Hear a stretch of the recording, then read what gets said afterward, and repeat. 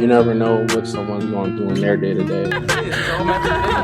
It's amazing. You just come full circle and Like sleep on the pavement. Yeah, man. Best part was the crowd.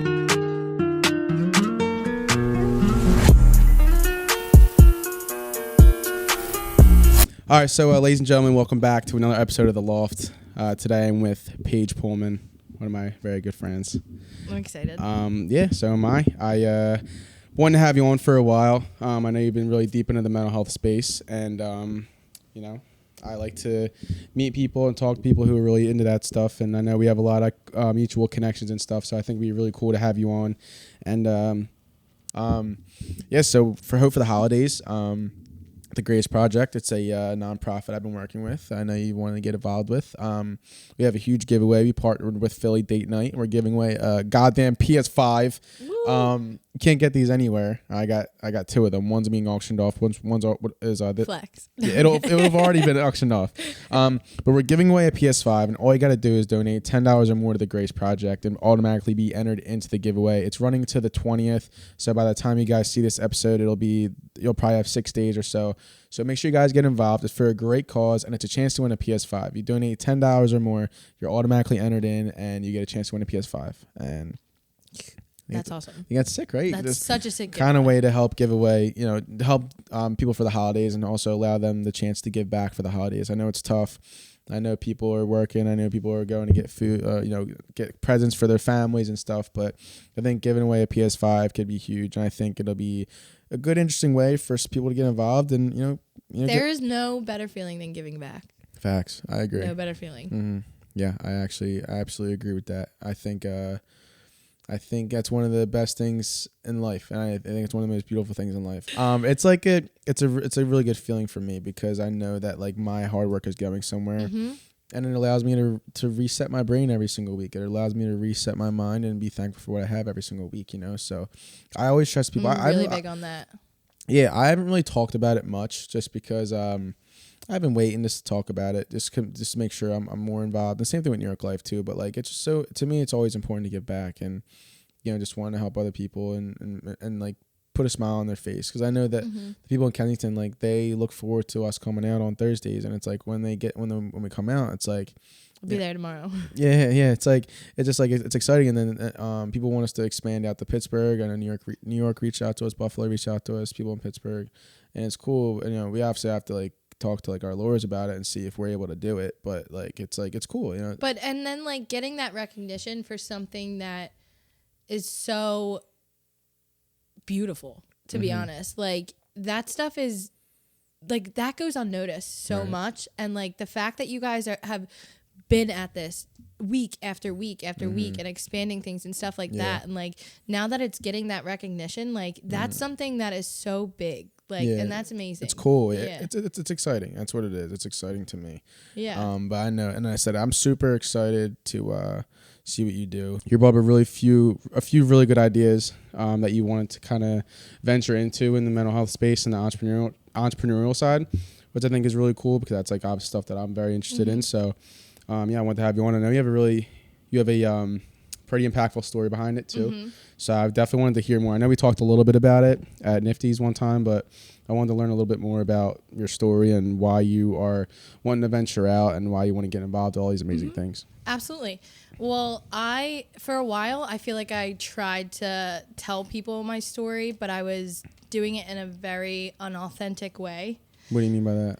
I was constantly growing up. I never felt validated, so I feel like anybody that I would meet, I was constantly like trying to give them my resume, like almost mm-hmm. in a way where it was like I can already see your issues, and then I was like I become that parental figure, controlling girlfriend. Right. I'm always trying to help other people, but I wasn't bringing it full circle. I also don't know when to shut up. Like recently I've learned how to really bite my tongue. You'll do great on a podcast then. Yes. So the funny thing is I actually started a podcast with one of my really good friends from college, and it was called Free Will Podcast. Mm-hmm. We like talked all about like conspiracy theories, stuff like that. But like I went back, Kev, and I literally was like biting my tongue watching the videos, because it was like I still was trying to like over talk and like. Are they on YouTube? Yes. All right. There may or not be a clip in this. I'm kidding. I'm kidding. It is so bad, but like it was fun, and like I actually just recently talked to him, and we had fun with it. It was good to get on camera and get like comfortable with that stuff. Oh yeah. Because for a while I struggled with like body dysmorphia, like my image. Growing up like with social media and like seeing other girls out there, like you're constantly comparing yourself, and like absolutely. that was something I struggled with so bad until recently that like I dropped so much weight recently where it was like not okay. Right. And like that was a huge part of my mental health too. Right, and I wasn't acknowledging that at all. So I think that goes hand in hand with I want to be able to meet up with people and girls that have these stories and stuff too, and share how they got into their boutiques that they're opening. Like I've sat down with so many amazing people recently, and it all started to come full circle. But it kind of goes hand in hand with something else I wanted to share too. Like with mental health, it's a constant struggle. Like if you have issues and stuff, it's not like you wake up one day and they just go away. Yeah. And when it comes to like body image and mental health and stuff like that, like I have gone for food for comfort when I was younger, when I didn't feel validated, and I was like completely overweight. Like as a kid, I was bullied so bad in grade school. Yeah. Then I went, as I got older, and like I got taller, and it was like my mom was always like, it's just baby fat, and like you get taller and whatever. Yeah. And I was like, I'm still struggling with like validation issues and stuff like that, because I grew up with a family of addiction. Like it wasn't just my parents, it was a lot of people in my family.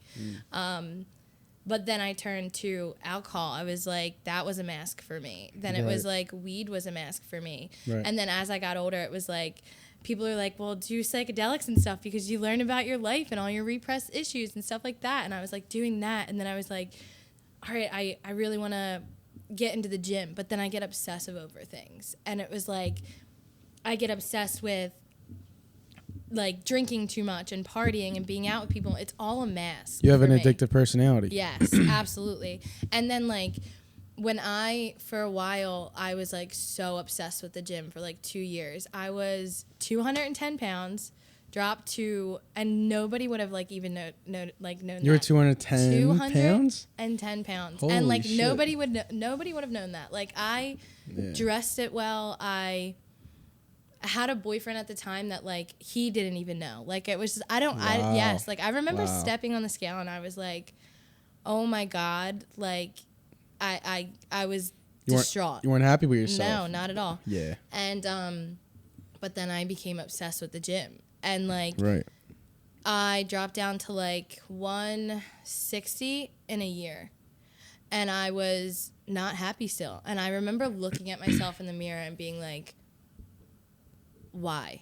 Yeah. And it was because of my mental health. I wasn't, you have to be right up here to feel comfortable. That's something I stress to a lot of people too, like who maybe struggle with whether it's like losing like weight or anything like that. I always say like your mental has to be good, because if you mentally can't perform like physically, like you won't be able to get to where you want physically. 100%. Like I know like people who struggle with like their weight and stuff. I mean, I personally never had an issue with my weight.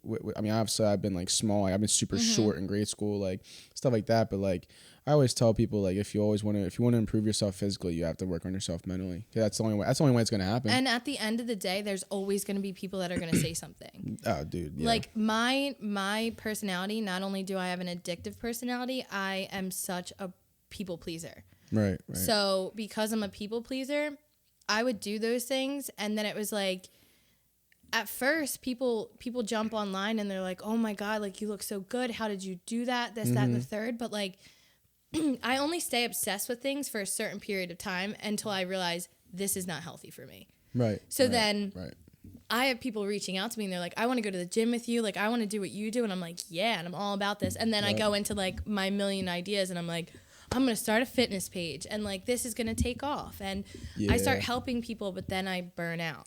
Well, I think a lot of it too, because I've been guilty of this too, but like, and I've seen a lot of people do it. It's like, it's that you have that like quick like 1 week of like inspiration and then it goes away because like maybe mentally you're not there. And also too, something I think a lot of people forget to realize is, which is something that I struggled with, is that no one's going to believe in you in the beginning. Like no one's going to support you. No one's going to, you're obviously going to have people like here and there, but like you get my general point. Like you're not going to see those results right away that you have in your head that you realistically are supposed to be achieving 5 years down the line, where you want like 5 months down the line. So it's like people kind of forget to stay consistent and they let it go because they don't see results right away.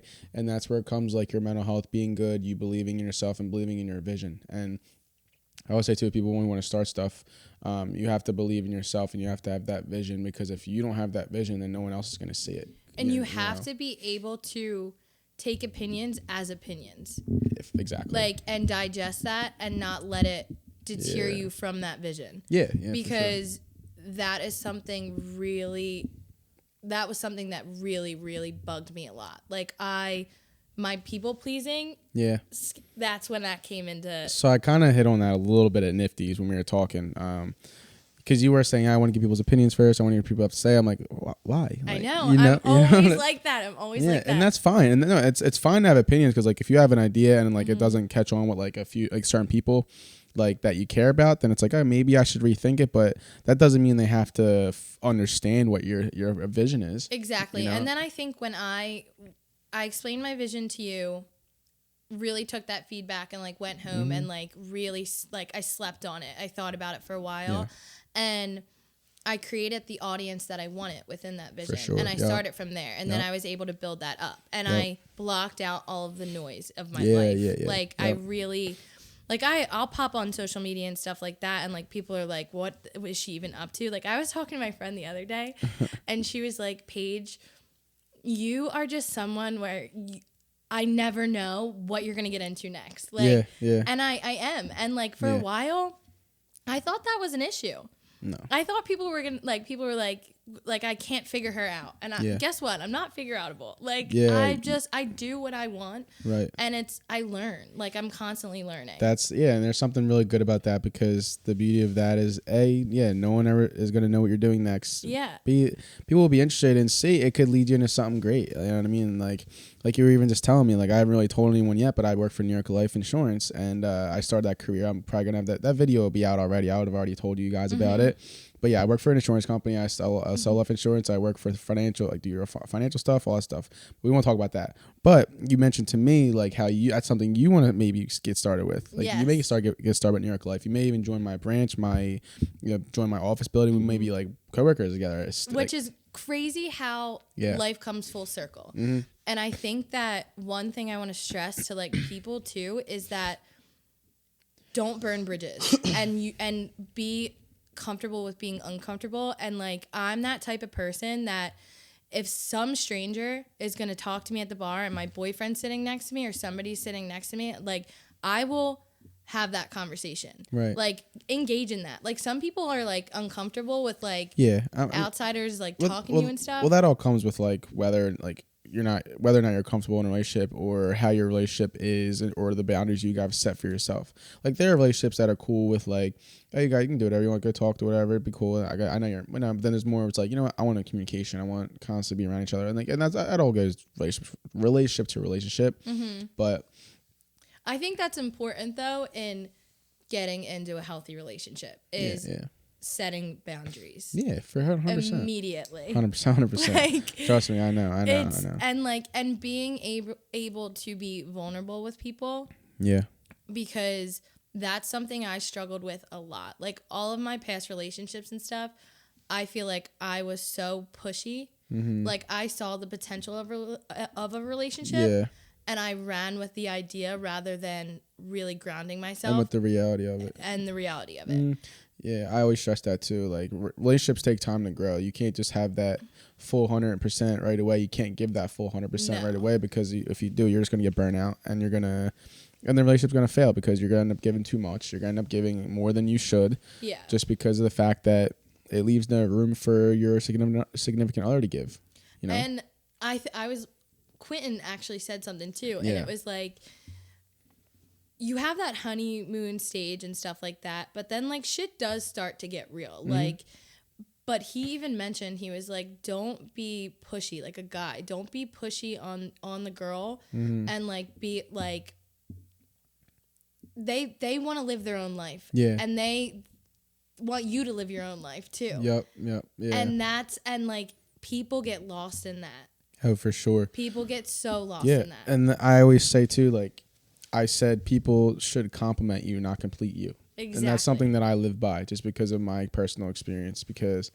And even just from what I've seen from other people, and shout out Quentin Aaron if you haven't seen that episode yet. We talk, oddly enough, like I said, we talked about upstairs, like oddly enough, like we didn't really talk that much about the movie. We talked more about relationships, talked about life, like, and I'm saying like, so like, but it goes to show that he's a real person. Like people don't realize that. Like everybody is human being, human being at the end of the day. Yeah. And he talked about that too. Is like people would come into his life for the wrong reasons and like, you know, use him for whatever, his fame or his accessibility to certain things. They would like don't want to reach out to him if they could like get something from him, which probably is stressful. And that's probably why he like kind of stayed away from those like bigger movies. Like he was in the movies like Jack Black and all that stuff, but like he kind of was just like, I want to do my own production company. I want to do that because he definitely, I'm sure he got tired of it. I don't want to speak for him, but yeah. And like he said, he was like, I would have rathered a chick from my beginning. Yeah, like for sure. Who knew who I was, who saw my vision, who understood that, and then let it flow. Yeah. Which is amazing. And like I wish that other people could have that and stuff, but like you have to be so okay with yourself and let your significant other run with what they want to do. Absolutely. And I completely agree with that. And then we talked a little bit about having your own personal ventures. And you wanted to dive into like the food business a lot. So we have Busy Meals, our sponsor for today's episode. We have a bunch of other great sponsors: Brittany Keys Realty, Cat Dogs K9, and Hustle and Glow. But Busy Meals, she brought over. She's a I can't wait. Yeah, we're gonna try this. So she brought over these egg rolls that she wanted us to try on the episode. They're gonna be so good. So I took a little sneak peek already. There's like pasta and stuff in them. Yeah, there's pasta in them. Dip them in the sauce. John's fire. All right. Cheers.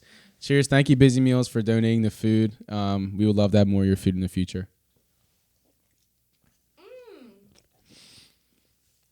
It's really good. Wait, what is in there? Hey, Mom, Nicole. It's like pasta. It's wrapped in like that stuff for the egg roll stuff. I don't even know. It's basically a pasta egg roll, but It's really good. I'm gonna take a look real quick on. She has so many more stuff. Sorry for that mini mukbang, everybody. So she has a half vanilla drizzle, half caramel drizzle French toast casserole. What? She does like Wait, let me see. I got a follower. salmon, asparagus, Big Mac quesadillas, homemade French fries. It's all homemade. She has I met two of her beautiful children picking up the egg rolls, but she's amazing. The food is so good. Please check that out. Link will be in the description. Read her Instagram name again. Her Instagram name is, make sure I get it right. It's Busy Meals Philadelphia. It's Nicole Bresci Foglietta. Nicole, thank you so much for thank you, Nicole. Thank you so much for the egg rolls. She said she's bringing food next week too for Joe. And I will be in touch with Nicole. Yeah. We're probably gonna partner with her for a lot of our events and stuff for the Grace Project. So I'm super excited for it. Also, this isn't an ad, but Karma Water probiotic. I'm putting you on. I'm gonna add Karma Water. Yes, You can send us some stuff. Unbelievable. All right, so real quick, we'll do the ad reads before I forget. So we interrupt this podcast to bring you a word from our sponsors. This episode is brought to you by Cats Dogs K9.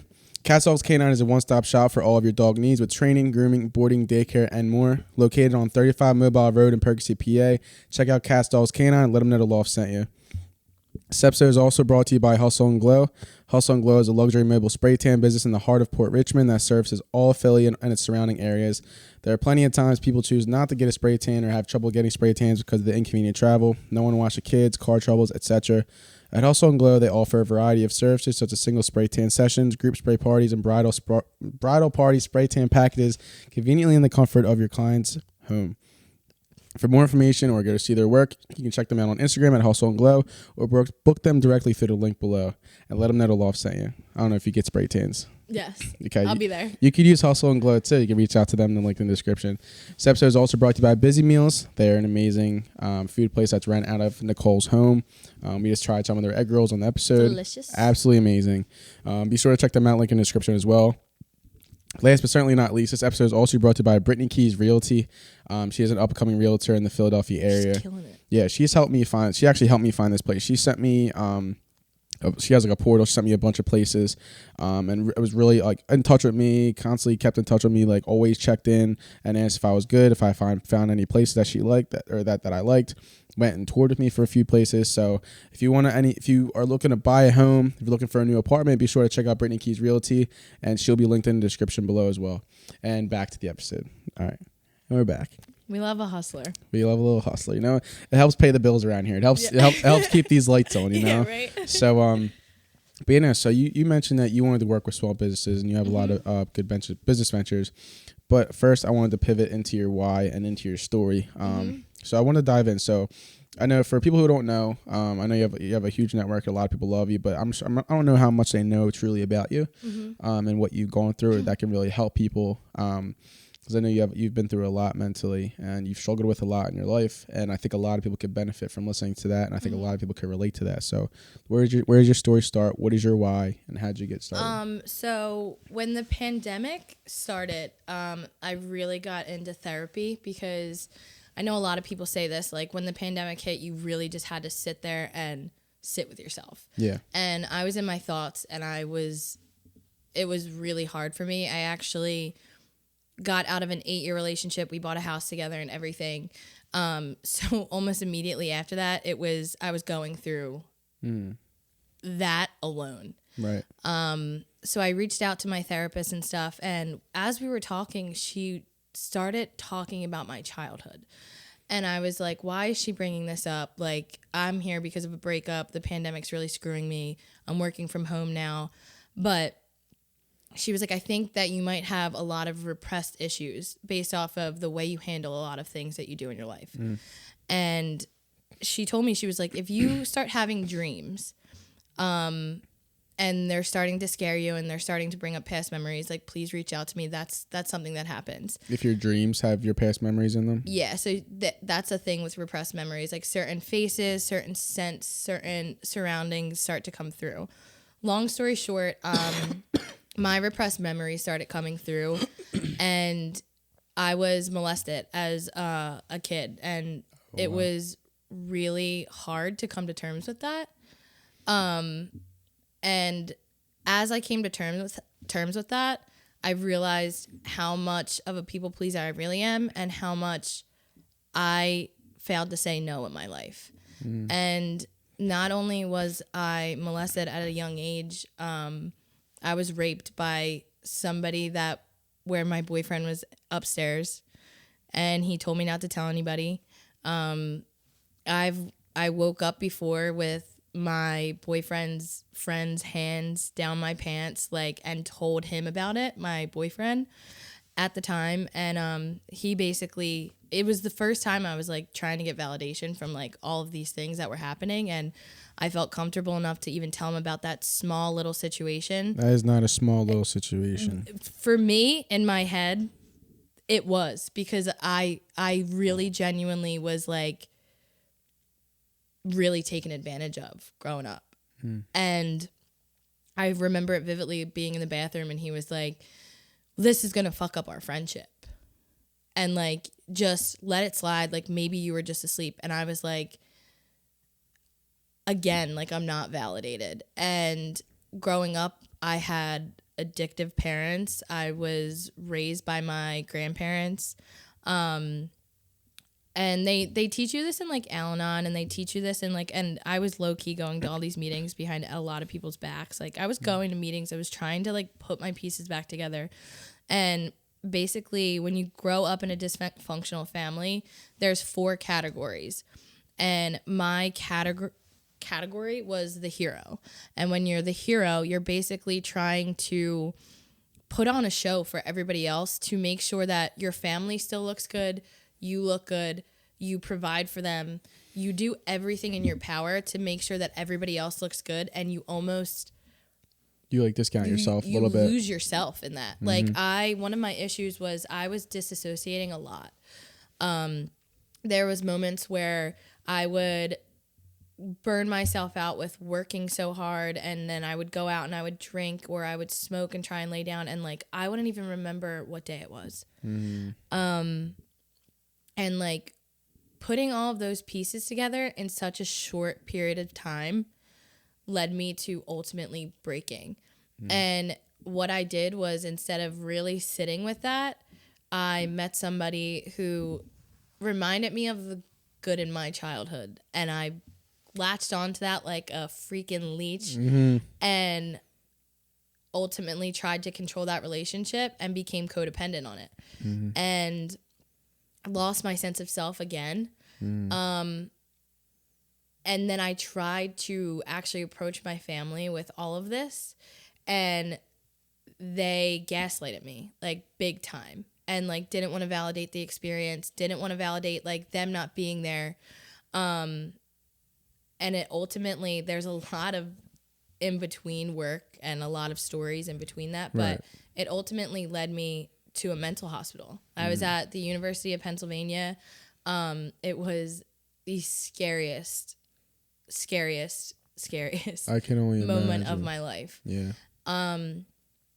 I was running myself dry, and I kind of want to bring this full circle to what we were talking about earlier Yeah, too, for sure. is people labeled me as having ADHD.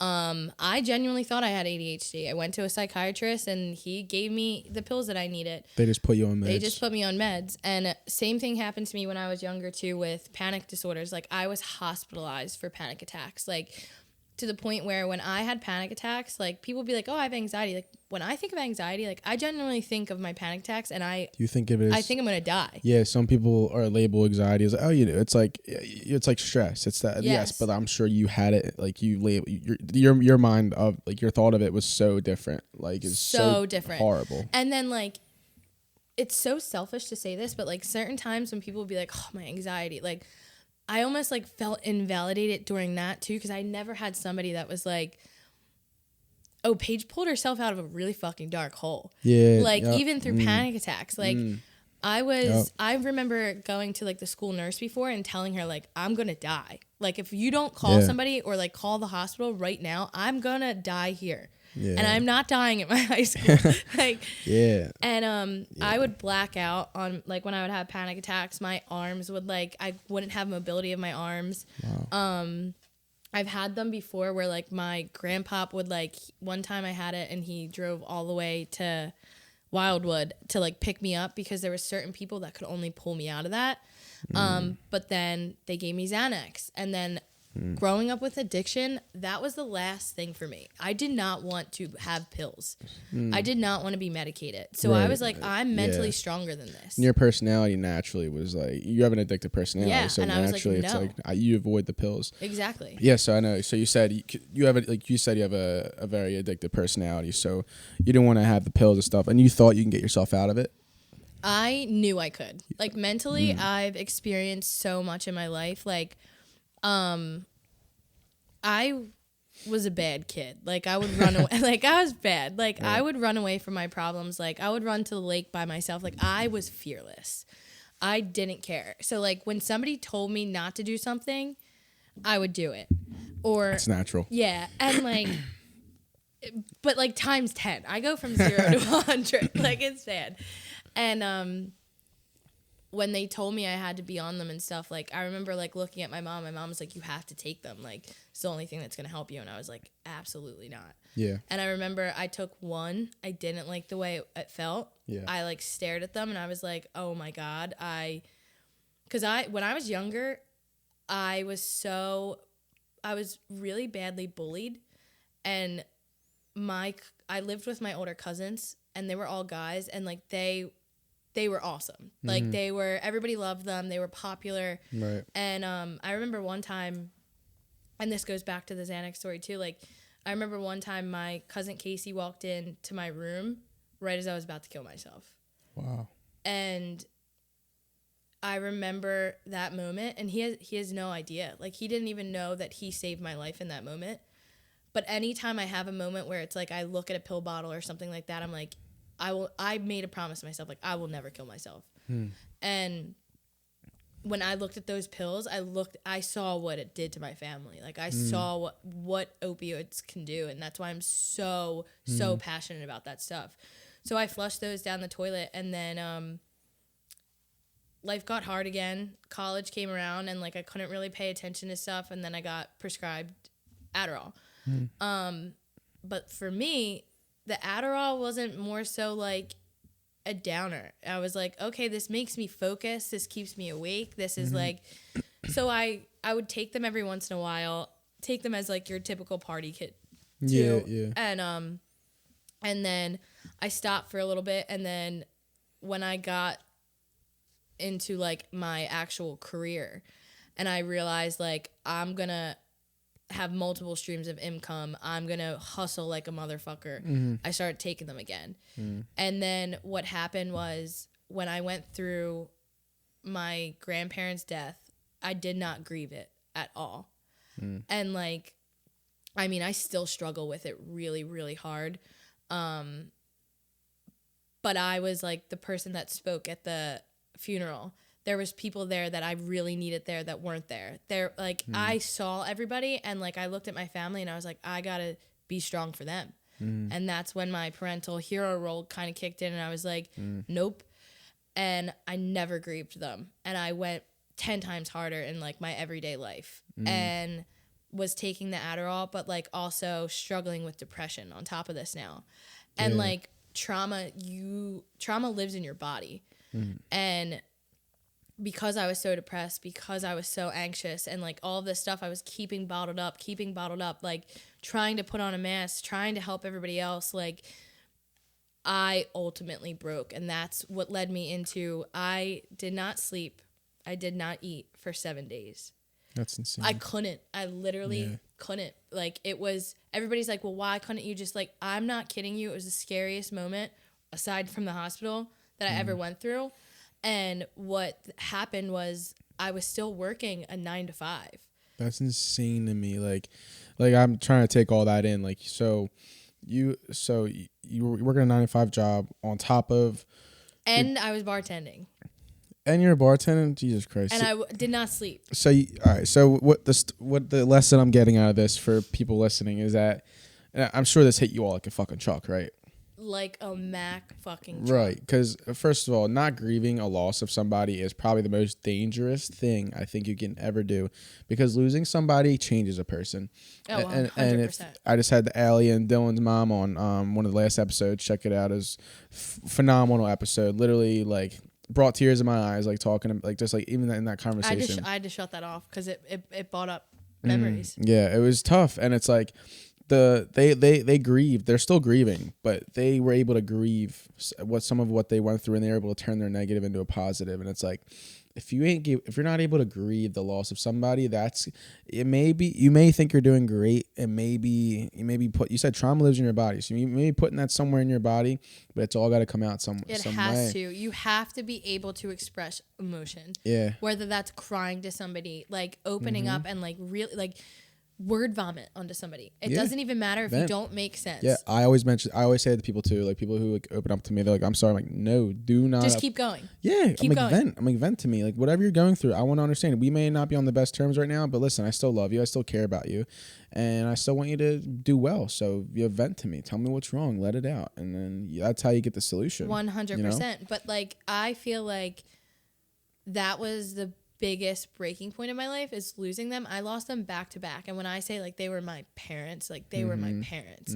So like losing them back to back in such a pivotal moment of my life where I was still trying to figure out my own path, what I wanted to do. I was trying to juggle a relationship that like I was controlling myself. Yeah. And I didn't give myself that time. And I knew I needed it. I needed it, but I ultimately lost myself with that. Yeah. I mean, that's a danger. That's one of the dangers of I guess it's put it this way. It's one of the dangers of being a good person is that you're naturally always thinking about other people. And you mentioned you always wanted to be the hero, quote unquote, but you're always taking care of other people to a point where you end up losing yourself. And and I always say this too, and I know you know this now, but if you can't take care of yourself, there's not a chance in hell you can take care of another person. Because if you're not taking care of yourself, you may be very limited in taking care of those people, that person. Like you have to be selfish in a way because 100%. Because that's what leads you to finding your true happiness. And then when you find that true happiness, that's what allows you to take care of other people for as long as you want. Like for me, for the Grace Project, like when I just got started with this nonprofit, like it's been one of the best things of my life. But I've also made sure I've had time to take care of myself and done things that I've wanted to do on the side. Because that way, it's like it's so important. Yeah, because it allows me to be fully ready to always answer the phone. I called 30 people yesterday about volunteering, and because they sent forms in because of the news article we got put out of us, and they so I called like 30 people. I took my time. I made sure I got my shit done with New York Life, made sure I got my shit done with the podcast, made sure I got my shit done with that. Then I sat down, I called 30 people, and I made sure I was like, hey, listen, how do you want to get involved? How do you want to join the family? And it's like, once you're able to take care of yourself, once you're taken care of, that's when you're able to, maybe help. And you can organize your own life without having to think about everybody else. Yeah, exactly. And like that was the hardest lesson for me to learn. And I really struggled with justification. I justified everything. Yep. Like my friends even told me like, hey, don't get into another relationship. You didn't even grieve like this 8-year one. Like you're jumping into something that you're not ready for. And even he said it.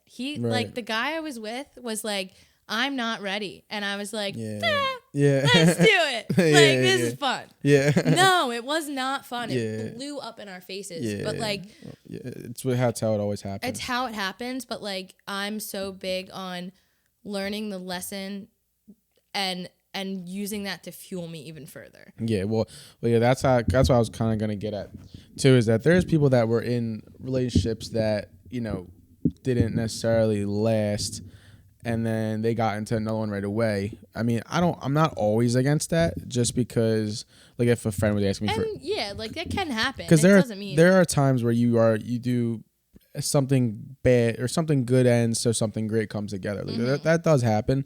But you got to make sure you're ready for it, because if you're leaving a relationship that you may be hurting from and you get into something else, it ain't doing the other person justice, it ain't doing you justice, and it's already gonna fail.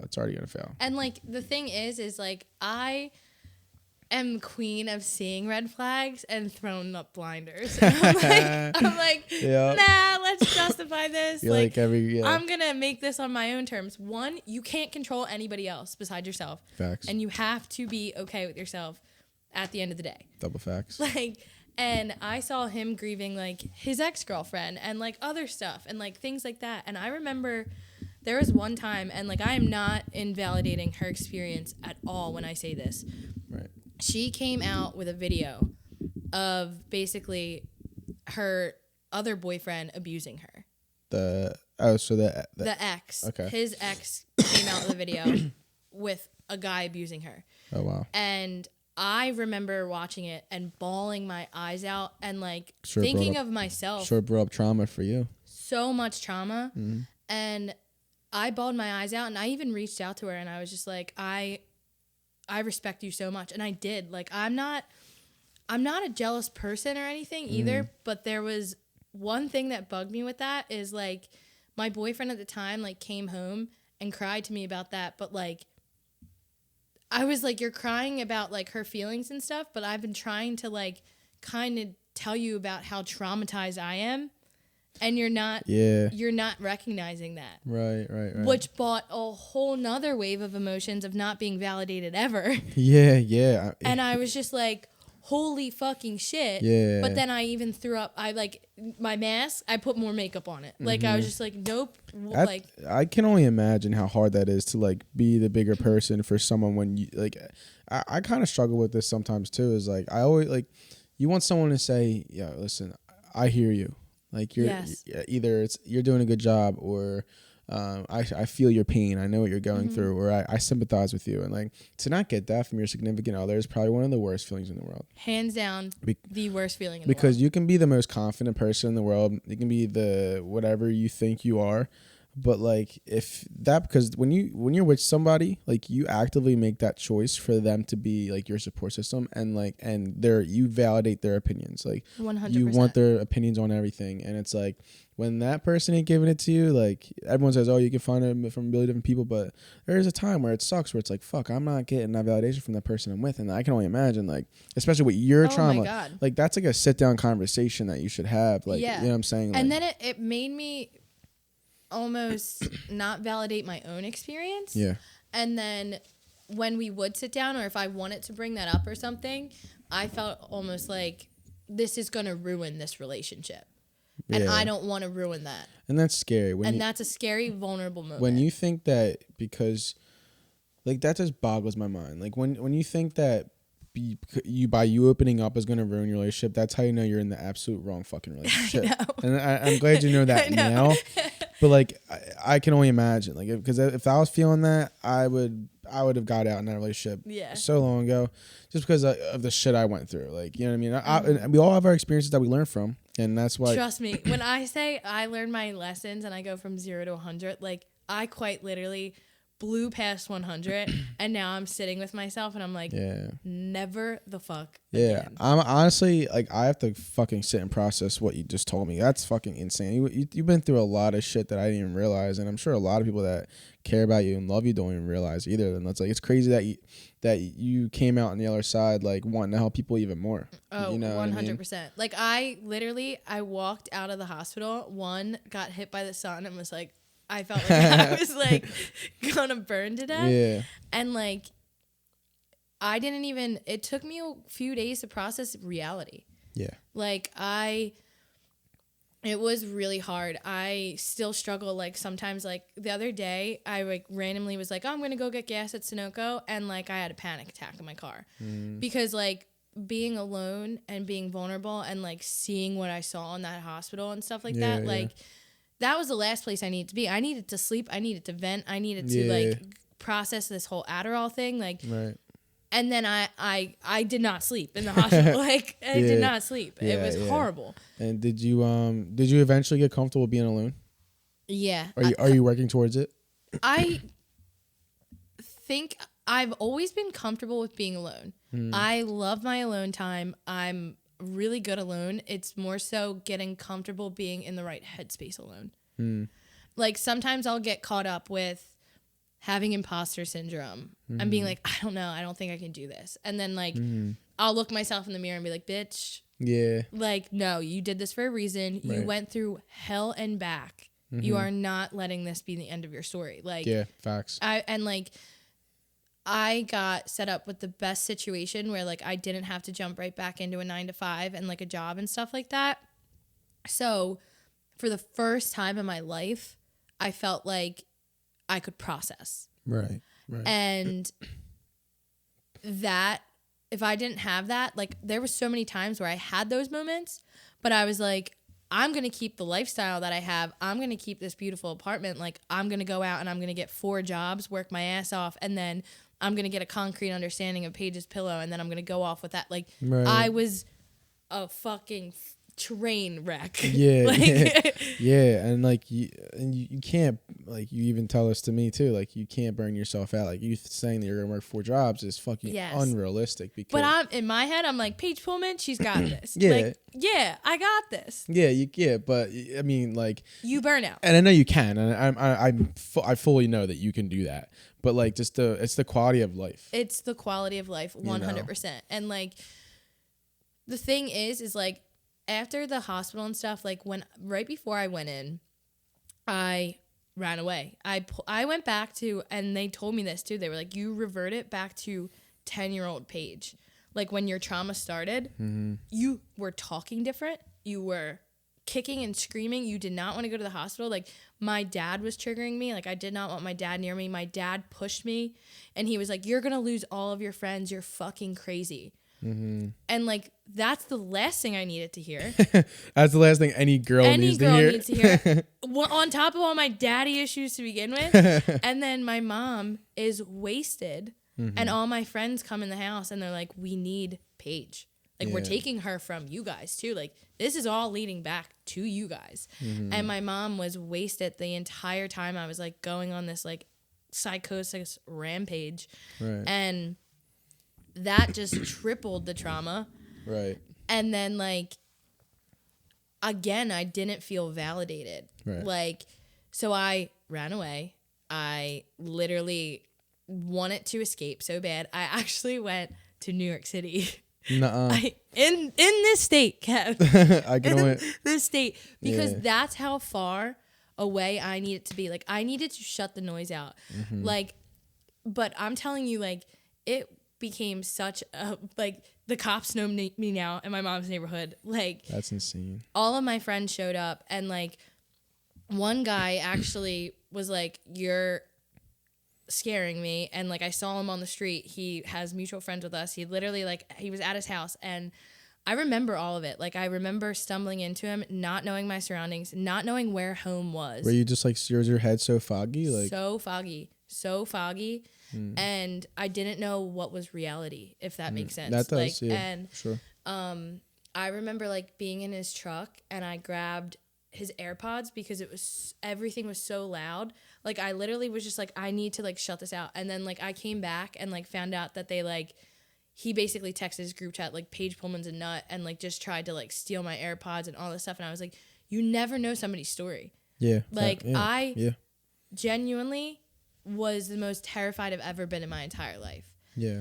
And like my ex at the time and stuff too, like he was like, get her gun, like all this stuff, like, and I was like, you're making this worse. What do you think I'm gonna kill myself or kill somebody else? Like, so then you have people in your head that are like saying all these things in the middle of a mental breakdown, and then like on top of it, my dad saying that I'm gonna lose all my friends. So what did I do? I escaped from Philadelphia. Yeah, I was like, I mean, that's usually what kept you like how did you recover from that? Like, because I can only imagine what the mental game strong. Yeah, for sure. Yeah, for sure. Because it's like, it's crazy because like you feeling like you have nobody to like surround yourself with, or you have no one you can go to. Like that's gotta be one of the loneliest things in the world. The loneliest things in the world. And what replayed in my head the entire time I was in that hospital was my dad saying I was crazy and I was going to lose my friends. Because when I came down from that and I like ate and like could really like ground myself again, I was like, I'm going to lose everyone. Right. And what happens when you're in the crisis center is there's literally I can't believe I was even put in there. Like, I really can't. Yeah. I was assessed and everything, and then I was brought up to an actual hospital bedroom that, like, I was fine in, and then I was brought down to the crisis center. So, like, I did have days in between there where I could, like, recollect, like, a lot. Yeah. And the craziest part about all of this is I remember all of it. You recall all the... Everything. Being put in that hospital and stuff? Being put in the hospital, being in New York City, but I remember all of it. That's insane. And so that's replaying while I'm alone in the hospital. When I tell you the hospital was like, did you ever see Green Mile? Yeah. That's what I felt like. Really? Yes. Like that's how horrific it was. And I'm not even No, I believe you. And there was a phone on the wall, and I remember just staring at it, like, and just feeling like I had no one. We had no clocks. We had no anything. There was like padded rooms. There was no locks on any of the rooms. People were like, and I mean like people that are really fucked up. Yeah. I don't want to interrupt you, but I'm sure you felt like you didn't belong in there. 100%. And I was literally like, fuck all of you for driving me to this point. Right. Like, fuck you all. Like, and I think that going back to when you said, like, how did you like mentally come out of that stronger? Because those days I would sit in my room and like, I would just pray. I would cry. I would literally like, I didn't even have a pillow. That's insane. And I would like, I was in survival mode in there too. Like, because I was like a young, pretty girl. Yeah. And like I was like fucking blood in a pool of sharks. Yeah, you're a target. Yes. For sure. And they hated me for that. Like the people in there hated me for that. And so I honestly was like Jack Nicholson in fucking One Flew Over the Cuckoo Nest. And I was amazing like, reference. I was like, I'm going to play the game. I was like, I played the game of life for this long. This is not going to fucking break me. That's awesome. And I got out and, to be honest, there was one person, my mom on the other end, was telling people not to call the hospital. All I needed was somebody to call the hospital so I could be like, I have people. Like, yeah, that's fucked up. Why the fuck didn't why'd your mom say that? She was just as fucked up. She was going around trying to protect her image during all of this while she was wasted. And I was like, literally, like, and I couldn't even tell anybody, like, just don't talk to my mom. Yes. So somehow, some way, my ex-boyfriend of 8 years, somebody looks over at me and they're like, you have a phone call.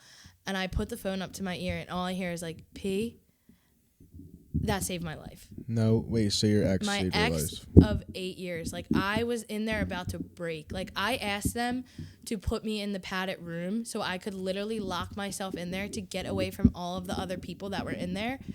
And, like, I remember crying that night, and I was literally like, I can't do this another day. But they don't tell you when you're getting out. So, Right. like, the whole time I was just like, I don't know if I'm going to have anything when I get out of here. Like, that phone call was, like, a glimpse of, like, what you needed. Yes. And then I was able to make a phone call to, like, my roommate and stuff, and she was, like, validating me so much. Like, That's amazing.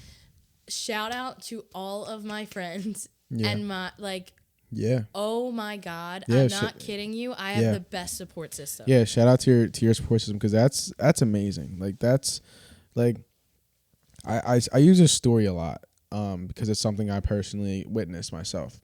When I helped give away the car with Darnell Hinton. This woman that was she was in recovery for like 9 months, sober for 9 months. She was living in a halfway house. Had a daughter, a son, Parker. We actually have the same birthday. Shout out to Parker. So she has a son that he's super young, like maybe 4 years old. However old, I think 4 or 5. Was able to see him. She still had to work her job at Applebee's. But she didn't have a car. So she was never really able to see him because she didn't have a car. She had the Uber everywhere. She had the Uber to work. She had all that stuff. It's like, imagine Uber is fucking expensive. Like that shit adds up. 100%. So, long story short, Darnell came with me with the idea that he wanted to give away a car. I'm like, dude, hell yeah, let's fucking do it. So I went there, filmed it. I was, him and his nonprofit completely, they funded it and everything. They hooked this girl up with a car. I documented it, made a video for it. And this woman could have given up. Like she was ready to give up. She had no car. She felt like she was at a dead end. She was sober. She was struggling. And she had that one random day, we surprised her, one random ass day, Darnell, we knocked on her door, had a car for her.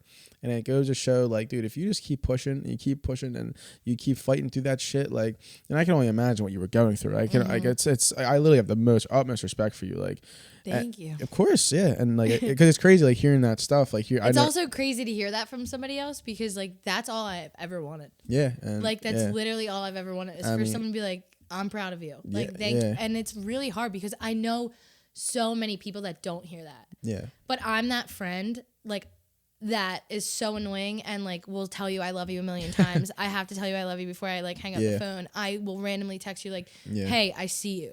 Yeah. Like, do that to your friends. Yeah. Well, yeah. I mean, listen, Paige, I see you. Like, I'm proud of you. I do see you. Like, for sure. Like, and even everything you were telling me about, like, Paige's pillows and stuff, like, I just want to let you know, like, that is like one of the strongest, and sharing your story is one of the strongest things you can do too. Like, there's nothing that tops that because it's just vulnerability at its finest. Like, like the stuff you were telling me today, like, I never knew that about you, like, and you would never be able to know just looking at it. You don't really carry that chip on your shoulder. I know you might carry it to yourself, but you don't present that to the world. You're always, you're always in hero mode. You're always trying to take care of other people, and you're always trying to, like, you never really like even at Nifty's, like when we talked, like you never really mentioned that much about you went through that you probably could have just opened up with, that you probably could have just like gave me some like not a sob story, but you could have just made that the focus. You made but you in our conversation, you made the focus like, I want to help other people. This is what I want to do.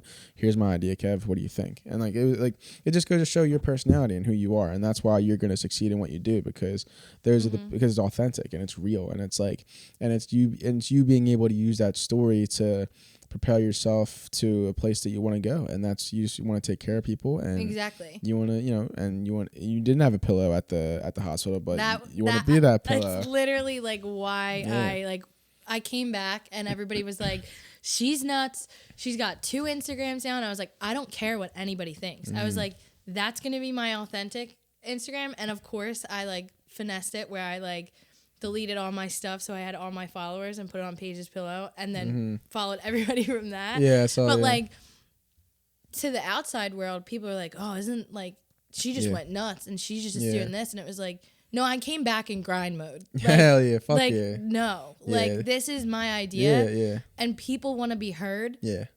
And throughout that whole process and like kind of like going into that, I was like, I'm using this downtime to drive me, and I'm meeting up with people whose story I already know about and I want to know more about, and I want a bigger glimpse into it. I think that's fucking sick, actually. I really do think that's amazing. Like, and that's what's gonna help. That's what's gonna make it successful. Is that the drive that you have? It's the personal story you have, and it's also too like, you know, the curiosity about other people. It's you want to help others. You want to help others. Maybe that phone call helped you, or you know what I mean. Like you 100%. And it's good. And I always say, let's encourage the conversation. I always like when people want to branch out and do something different, because the beauty of it is that it starts somewhere, and it starts somewhere, and then it ends, you know, it's somewhere completely different. So, and like you will hopefully not as many times as I did, but you will fall flat on your face a million times. Yeah. You have to keep going. You know what's crazy? So we're filming this on December 8th. This is the 1-year anniversary of the Loft. No way! Oh my god! Yeah. It's so wild that things keep coming full circle with like everything we talked about. Yeah, today is the 1-year anniversary of the Loft, and I wanted to show you this. So this is the progress of what it first looked like and what it looks like now. I took a picture of the first day, and I took a picture. Stop. And you know what's crazy? I'm like the team, and I love that this started off with like Eagles and everything, because one thought that went through me, like through my head, was I'm getting the fuck out of Philadelphia. Yeah. That's for a short, tiny little period. Yeah.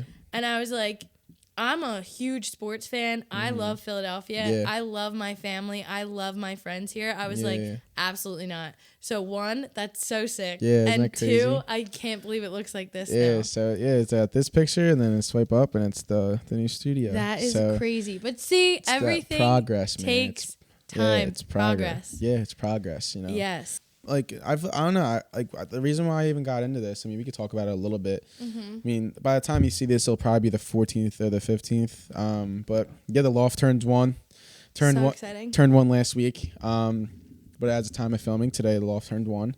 But you know, I don't know. I know you really want to just like dive deep into mental health. I know you want to help a lot of businesses, stuff like that. But like, it's just crazy because I feel like it's something that our age hasn't really hit on or hasn't really talked about. I think our much. age and where we grew up. Mm-hmm. Like when I started posting and like really getting into like my story online and stuff, like I had so many people from our hometown, specifically men, which I was so thrown off about, but so happy to see people reach out, because I'm so excited that like that's becoming more of a thing. It's with what you're doing? Yes. So I released like a blog about like letters that I wrote my parents about a year ago. Okay. And kind of explained how I was 302'd because of it and stuff like that. And like I had to save myself throughout that. And like multiple people reached out and they were like, I'm so proud of you, one, for even sharing this, but I feel validated. Right. And like that's my goal at the end of the day, is to like Your goal is to feel validated. To be able to validate other people's experiences. Like that's why I created Paige's Pillow. I came up with that foundation that we talked about. It's why I want to have people's stories told and then promote their give them exposure. Yeah. It's people helping people. Yeah, and like that's life. Like it's all about give and receive. You know what too, another reason why like I even started all this and got involved in all this is like it's like I've always been that person to try to include people. And I know there's so many, like I know in grade school, I know a lot of us struggle with it. We mentioned too that we're going to start talking at schools. I know you want to talk to St. Chris. I want to talk to Calvary, and there's going to be working on a lot I'm super fucking excited just even thinking about. Like, so excited. There's a lot we're working on that people don't realize yet that's going to be really cool. You guys I think you're really going to fuck with. But like, I always noticed like there was always in grade school, there's people that were left out. And that breaks my heart. Breaks my heart. I was always the person that was like, I don't care what I look like. Yeah, I've felt that at home with like my brothers, my cousins. Like I was always that. Yeah, and that's what inspires people to do what you want to do and do what I want to do. And it's like, I always, I just want to make sure that people aren't left out. I want to make sure people feel included. And because that's a terrible feeling and it's lonely. It's not, and like. To be honest, I think it shows a direct reflection of people that do exclude or do talk down on people that says nothing about anybody else other than your character. Yeah, for sure. Yeah, and I think people can change that. We always talk 100%. We always come at the people who are the dickheads sometimes, but I think that can all change. That all changes with maturity. Everybody can change. I've been a dickhead before. I've done some fucked up shit. I've been there. Yeah, we've all been there, but it's all about the growth and where it takes you and. And not judging people's past either. Yeah, dude. I wish people didn't judge my past, but it is what it is and whatever. But so my whole thing is my mindset is like, I don't want to be in the friend group. I'd rather be the friend group, or I don't want to be like, you know what I'm saying? I'd rather like in my head, like I don't want to just like be a sheep. Like I don't want to, because I guess that's just my. I love that saying. I think it's just my ego. But it's like I'd rather like how Portnoy says, like he's talking about the suit Hungry man. dogs run faster. Well that, but he's like the suit man, the whole suit man shit with like the Alex Cooper stuff with the podcast, the issue that her and her partner had when he was coming at Portnoy. Portnoy was like, "You work for the company. I am the company." Also, do you know what I'm saying? Side note, I brought this up in Nifty 50s. Yeah. When I went through that psychosis stage and stuff. Yeah. I know you're going with this, because oh my God. I told you, my dream has always been to work at Barstool. For Barstool, yes. I've ride or die, call her daddy. Like literally have an OG sweatshirt from her. I was wearing it in one of my last TikToks. Like literally love Alex Cooper, love where she's going with this podcast and everything. Yeah. But in that psychosis, the one person I ran into, I swear on everything, this is a true story, was Dave Portnoy. Yeah, that's hilarious. Dave Portnoy. And in my psychosis state, I followed him into the Barstool Sports headquarters. Oh. And they were like, "Ma'am, you need to leave." And I was like, fuck, how did I get here? You're like, sorry, this isn't me right now. So like, shout out to Dave Portnoy. Yeah, shout out Dave, come on the pod soon, whatever. Yeah, but that's funny. That is so funny. But it's like I can't believe it. But I'm like going back to your point though. Yeah, I'm all about that. Yeah, fuck yeah. Like so am I. And like, do what you're passionate about. And like, who is a kick-ass rock star at Barstool is Erica, the CEO. She's dope. I've seen some of the videos that she's in, and she's coming out with like a lot of like. The meme game with like, oh, like you go in for an interview and they're like, what's this gap in your resume? And they're like, why should I even work for you? Is like everybody's flipping that around. Like the world is changing. Oh, for sure. Completely. Yeah. And don't be a bandwagoner. Like hop on board and do your shit and get your shit done. I think follow your dreams. It's a beautiful thing. And I always say that people should find something they're passionate about and dive into it fully. Like even if it fails, who cares? And you don't know if it's good. You can say that you did it. And it only fails when you give up. 100%. And that goes with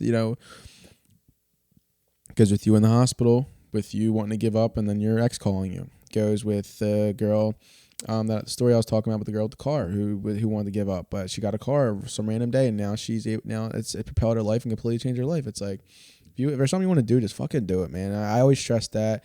And if you're still watching this episode, like, shout out to you. But if you have something you want to do in your life, just fucking do it. Like, don't wait for it. Don't make excuses. Just do it. And if it fails, so what? And if you want to learn more, ask questions. Ask people. It's like same thing you do with me when you reached out to me. Like, you had a question, and I sat and I gave you that validation you may need, or I gave you some advice, or you know what I'm saying. It's like, if you just try it. Like, and the thing is like, get people's wheels turning. Like, yeah, even if sure. it like, and like to be able to sit there and like, let's say I came there and I had a more grounded vision of what I wanted to do and stuff, but like, you really set me straight on like I didn't feel, you created a safe place for me where it was like, oh, I've been there. Like, you did your research, you know that this is what I'm doing, and like, reach out to people that you might think of as a mentor, or like when I worked for the Sixers, like one of my biggest pieces of advice that I was given was be comfortable with being uncomfortable, and I've ran with that my entire life. Yeah. But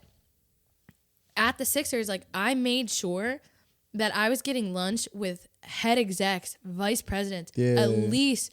I was meeting with them at least twice a day. Yeah, you're networking with them. Yes. Yep. Networking with people, you don't even realize what you'll learn, that you'll look back 5 years from now and it'll click with you. Facts, yeah. Randomly. 100%. And you're like, oh my God, now that he said that, it stuck with me, but now I put a whole nother meaning on it. Yeah, and it's advice, and like, I love the feeling when like you get re-inspired to do things. It's like one of my favorite feelings in the world, because like I was telling you, like, I had a bunch of episodes I was sitting on, and then I told myself, like, I want to start doing stuff like more recent, that, or like, you know, filming a little bit before the release date, just because it's like, it allows me, it makes you work harder, it keeps me updated, it keeps me like inspired to do it, you know. So Paige, I'm super excited just to like see how far you go. I'm excited to help you. I'm excited to build this relationship and just kind of see where it goes. And any questions you have, any planning you want to do, just let me know. I know. I already have a million ideas. Yeah, I mean, and I don't know if you do write them down at all. Or, yes, all the time. Yeah. I have like multiple stacks of books. That's ridiculous. Yeah, write ideas down and circle and start off with one. You know, it's like something that I struggle with too, is like having so many things you have to do that you just do nothing. Exactly. Like, well, I have I don't want to get too into it, because one of my biggest things was talking about my ideas. Facts. And then I like that. having a timeline in the back of my head where I'm like, now people are expecting this, and then I like feel like I'm not good enough for it. I like that, yeah. So I'm not talking about it just yet, but like the stories that I've heard, the people that I'm working with, like, I'm really excited to see it come full circle. And then hopefully we're looking to reach out to our grade schools, hopefully our colleges, bring that full circle and work with the Grace Project together and stuff too. And then possibly be coworkers, which will be crazy how full circle things are coming. How crazy would that be? That's going to be wild. That's going to be fun. Updates to follow. Yeah, but I mean, listen, Paige, I want to thank you for coming on and just sharing your story. Of course. It's a beautiful story, and it's just story that I think can help a lot of people. I don't even think we were even scratched the surface, but we did not. We'll have you come back on for sure. I mean, like, obviously we're gonna be working together in like every single facet of our lives, basically. Yeah. But so crazy. Yeah, but no, I'm just excited to have you, just be a part of your life and see where it goes. And I want to thank you for sharing your story, and I hope it helps a lot of people out there. And so make sure you guys take what you need. Yeah, and so where can they find you on social media? At Paige's Pillow. That is going to be my main source of my project that I'm getting at. Paige Pullman 13 is my actual Instagram. For anybody that actually is like, why does she have 2 Instagrams? There's a rhyme and a reason for everything I do in my life. I mean, listen, I have the Fall Forward Instagram, right? That's my little safe space where I can post about what I do and my nonprofit stuff. Then I have my personal stuff. Exactly. But yeah, guys, make sure you guys get involved in the giveaway too. We got 6 days left. By the time about 7 or 6 days left. By the time you see it, just make sure you guys donate to the Grace Project. We're helping a lot of kids this Christmas. I didn't really mention that, but I'll put this in the edit too. Yeah. So the hope for the holidays. We have over 50 kids sponsored, almost 10 families sponsored. Jacqueline London from NBC is helping us out. She's sponsoring 2 of the families. I'm actually headed there Friday to help give the presents to the kids. But yeah, so like, make sure you guys get involved. Like I said, we're sponsoring 50 families, 10 kids. We need your help for donations and just to take care of these kids for Christmas, give them the best Christmas ever. You know what it feels like to, to have a great Christmas. You know what it feels like to have family around you during the holidays and stuff like that. So a lot of these people don't have that opportunity, and we're just trying to give them that chance and give them a little bit of a better Christmas than they may have without your support and without families nominating them. So make sure you guys get involved and get involved. Donate. You donate $10, you get a freaking PS5. You have a chance to get a PS5. It doesn't get better than that. It's $10. You spend that on coffee. It's $10. You spend that on shots at the bar. I don't want to hear it. But yeah, guys, make sure you guys get involved. And I can't wait to see how you guys get involved. And also check out Philly Date Night. They're amazing. They wanted to get involved with this giveaway, and shout out to them too if they're watching. They'll be on the podcast soon. We'll be doing videos with them soon too. So they show a lot of great spots to go on, like dates and restaurants, all stuff like that. But yeah, make sure you guys check that out. And back to the episode. We'll go back to the episode on that. We'll just transition into that. But Paige, I wanted to thank you for coming on. Yeah, of course. Thank you. This is a great episode. I think you're gonna help a lot of people, and yeah, I'm excited to build this relationship. I'm excited to see where it goes. I'm so excited to see where our relationship goes. And anything that you need, just let me know. And that's right on cue. And anything that you need, just let me know. Yeah, of course. And I'm going to start talking. I have your number. I don't ever hesitate to reach out. You know that already. Yeah, so I'll talk to my school. You talk to your school. We'll get something set up. We'll have Meg come with us too. It's kind of promote the Grace Project a little bit, and then have your story too. This is kind of help get your feet off the ground. You know what I mean? And then help you with all that. And but yeah, so like I said, guys, make sure you guys check out her for the holidays. You can win a freaking PS5. All you have to do is donate $10 to the Grace Project. I'll have that linked in the description as well. But yeah, this is episode 36. 36. Happy 1 year. Yes, today is at the time of filming, December 8th. This is the LOFT's first birthday. Happy. Oh, yeah. Happy birthday. Can't wait to see what another year brings. Could you imagine? Nah, but happy birthday to the LOFT. We'll do an episode 1 year from today. Hell yeah. Fuck yeah. That'd be awesome. See the growth. But yeah, this is episode 36 of the LOFT with Paige Pullman. Amazing episode. I'm Kevin Nichols. Once again, that's Paige Pullman. And peace, guys. Peace.